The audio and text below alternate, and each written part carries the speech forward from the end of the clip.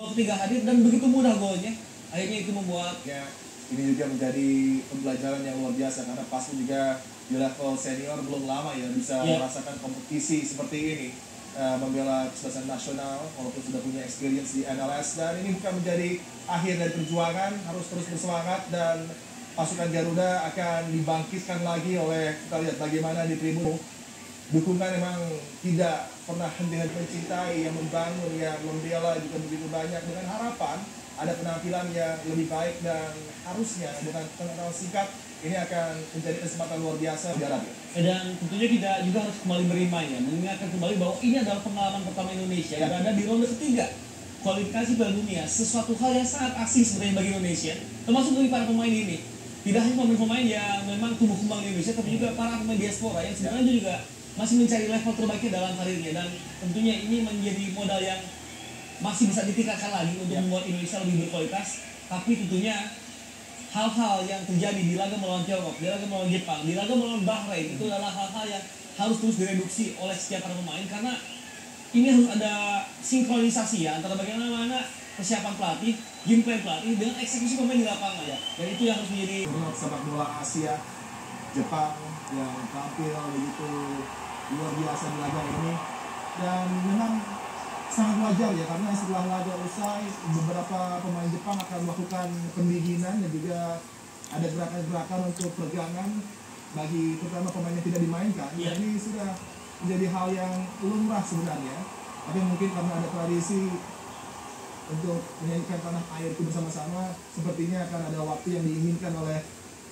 tim Indonesia agar pemain Jepang untuk tidak dahulu melakukan pendinginan dan juga gerakan-gerakan yang melibatkan para pemain yang tadi mungkin tidak ditampilkan oleh coach Hajime Moriyasu. Ini yang coba dikomunikasikan oleh Jay Eza sepertinya.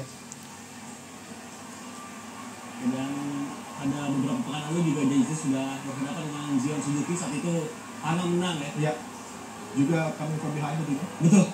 Dan ini para pemain Jepang yang harus menepi sejenak. Ini hal yang sangat wajar ketika laga berakhir, para pemain akan melakukan pendinginan juga dengan pemain yang masuk di babak kedua tidak dengan durasi yang panjang ya.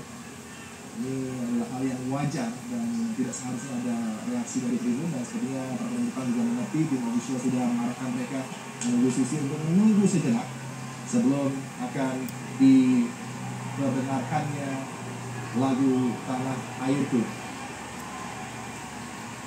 Dukungan di tribun sudah seistimewa ini, tentunya harus ada penampilan yang nantinya menghadapi Saudi.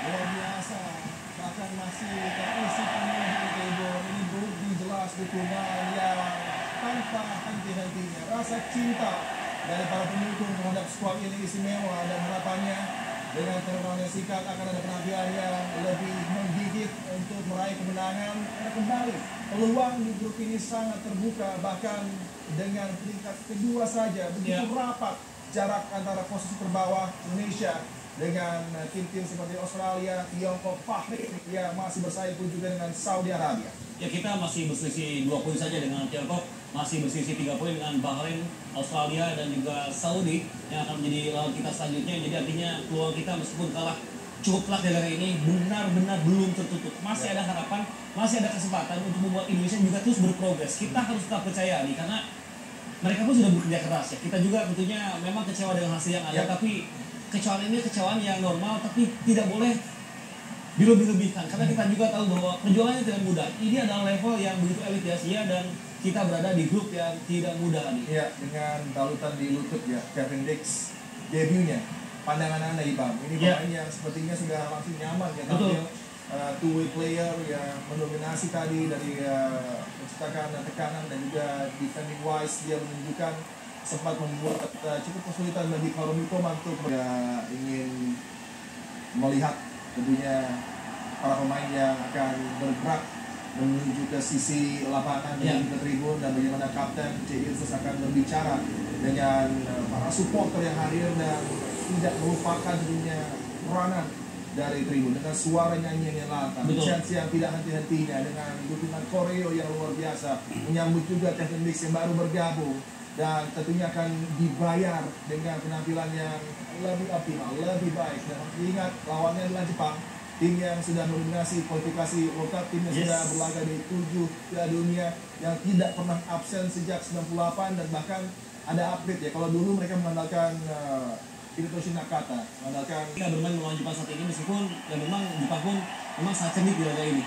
Iya, Jepang yang punya approach yang begitu terukur dengan game plan yang sudah sangat jelas sejak awal persaingan, dan memang bagi Jepang mereka juga adaptif karena Sinteyong tadi memulai laga dengan 5-4-1. Betul. Dan dengan sistem yang ditampilkan oleh Jepang yang biasanya melakukan bukan back three, ini akan sulit bisa meraih dominasi di lapangan tengah. Mereka ubah sedikit approach-nya, dan tadi yang menggunakan gerakan para pemain wing yang tidak lagi hanya lurus saja menekan, tapi juga terlibat centrally. Ini membuat keadaan overload tercipta dan sulit sekali untuk bisa ditahan oleh pasukan Garuda. Tapi hal yang sangat memerlukan perhatian adalah finishing, dan kita lihat bagaimana entertainment terus berlangsung di Gelora Bung Karno untuk memberikan hiburan dan juga lagi membuat para supporter harus mengingat bahwa untuk pertama kalinya Jepang harus disulitkan dengan 2 big chance yang dirasakan oleh lawannya, dan lawannya itu adalah Indonesia.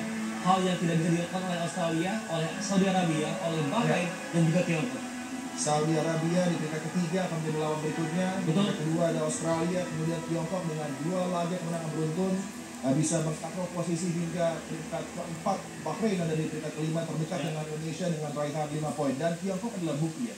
Kalau bisa memenangkan laga 2 saja, ini benar-benar merubah nasib dari sebuah kesebelasan nasional di persaingan grup C ini, karena rapatnya tadi raihan poin di antara Australia, Saudi Arabia, Tiongkok, Bahrain, dan Indonesia, sehingga tentunya harapan dan asa masih terjaga asal tentunya bisa secepatnya meraih kemenangan bagi pasukan Garuda.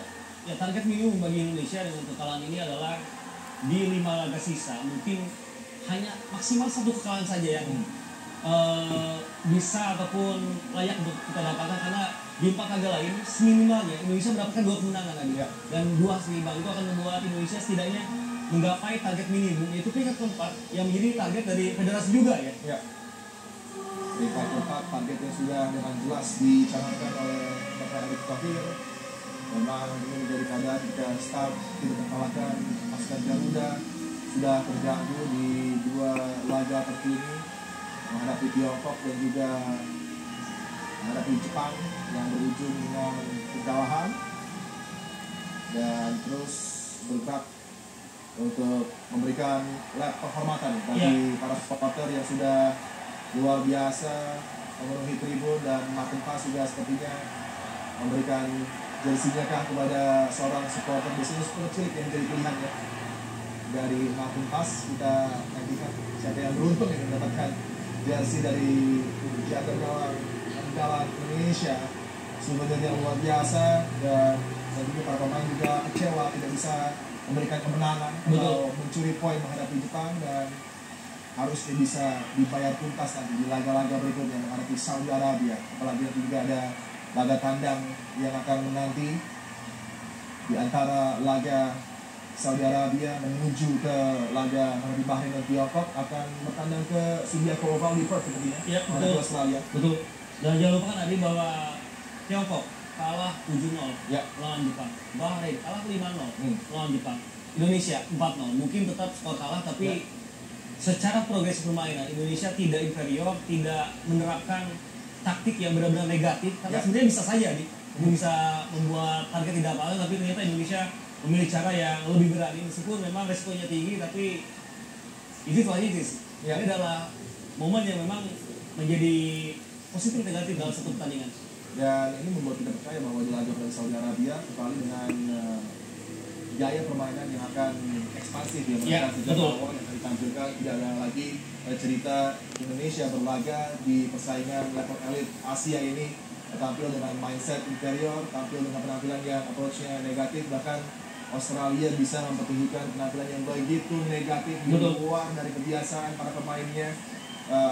Bagi Jackson Irvine sebenarnya sangat sulit, bagi Ken Udakis sangat sulit untuk tampil begitu negatif di Saitama. Memang mereka mendapatkan result, tapi apakah itu yang diinginkan oleh para supporter dari Socceroos, melihat timnya yang harusnya bisa meladeni penampilan dari Jepang, tapi justru hanya approach-nya untuk bisa mencuri poin saja dengan tampil dengan mindset bertahan. Ya, dan juga para pemain tentunya juga harus segera memikirkan bagaimana untuk segera pulih ya dari kelelahan fisik dan mental yang terjadi di momen ini. Benar-benar mendapatkan pembelajaran yang mahal. Itu adalah lesson yang benar-benar diberikan oleh para pemain Jepang dengan segala kualitasnya, Adik. Tidak hanya kualitas, tapi juga